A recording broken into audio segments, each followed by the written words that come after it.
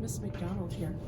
I'm at Morristown National Historic Park in my home state of New Jersey, and we're here at the Jockey Hollow site at the Visitor Center, and I have so much to tell you. I hope I can remember it all. What you see behind me is a replica of a military hut that was used during the winter encampment of 1779 to 1780. So here in Morristown in New Jersey, a lot of land in the surrounding area. They decide, the Continental Army decides that this is going to be their resting place for the winter. Craziness, think about this. The war stopped in the winter because it got too cold, conditions got too harsh, and because of the lack of technology compared to today's day and age, they stopped the war. So both sides have winter encampments.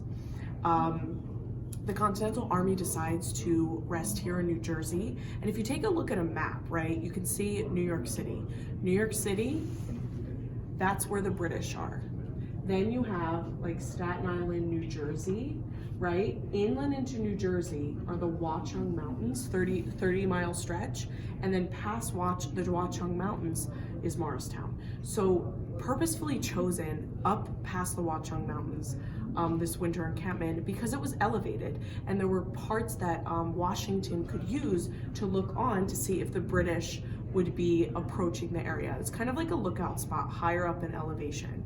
The only spot that was kind of vulnerable was right past Springfield in between the mountains. So this was the spot that they chose purposefully in northern New Jersey to kind of keep their eye on the British and make sure that they weren't coming during the winter, and to kind of like keep them a distance away.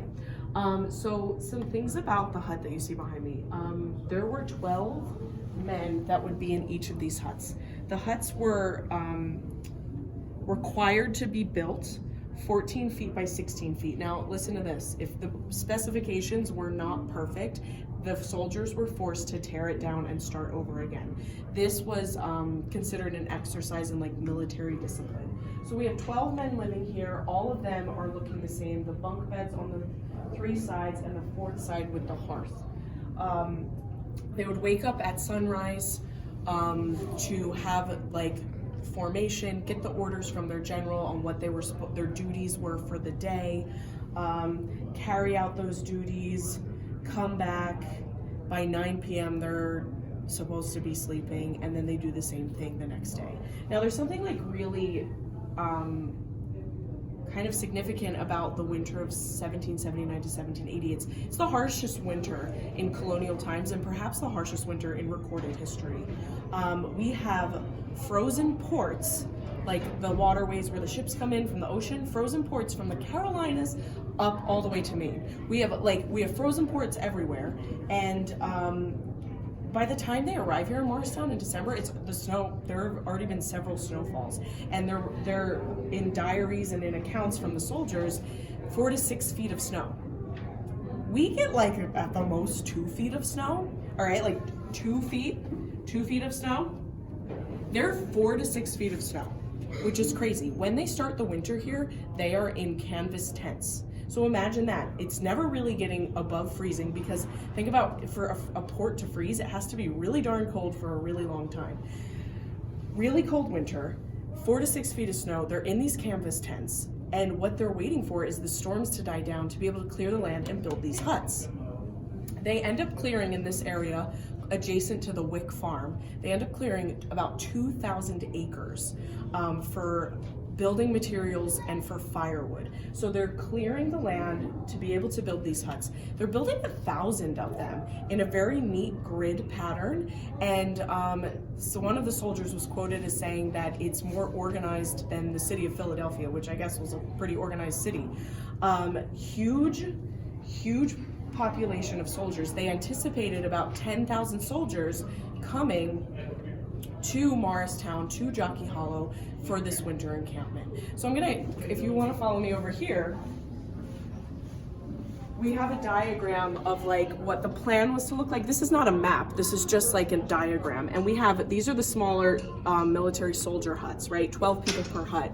And then they're getting larger and larger. As they get larger, the rank of the officers is getting higher and higher. We have the low level soldiers, mid officers, higher up officers. What's interesting though, these little guys, these 14 by 16, 12 people. Then we're going maximum 4 people. And then we've got 1 or 2 people in these ones.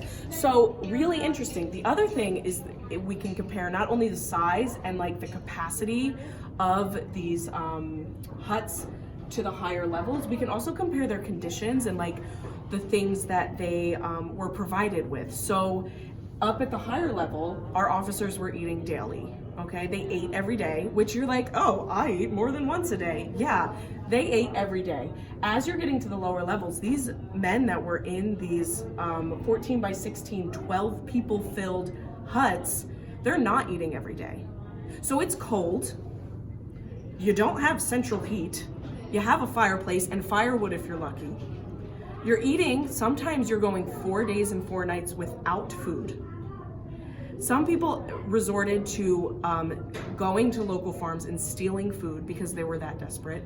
Other men boiled their shoes and ate their shoes. Like, that's if that's not like starvation and desperation, I don't know what is. Their clothing was tattered. They're not putting on snowsuits here, right? They have like knee-high, if we look at here, their uniform, knee-high, some of them don't even have socks and shoes. So their uniforms, this guy's in good shape. And this is not during the low-level soldiers of the winter encampment of 1779 to 1780.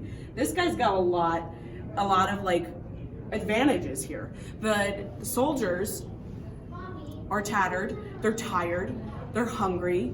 It was rough life, and it wasn't easy, and just learning a lot. I'm trying to put myself in their shoes. It's hard because today's a warm day, but imagine on our coldest days, day after day after day, not being in the heat, not having enough food, and just waiting for the winter to be over. What's really interesting is they don't resume fighting again until the end of June.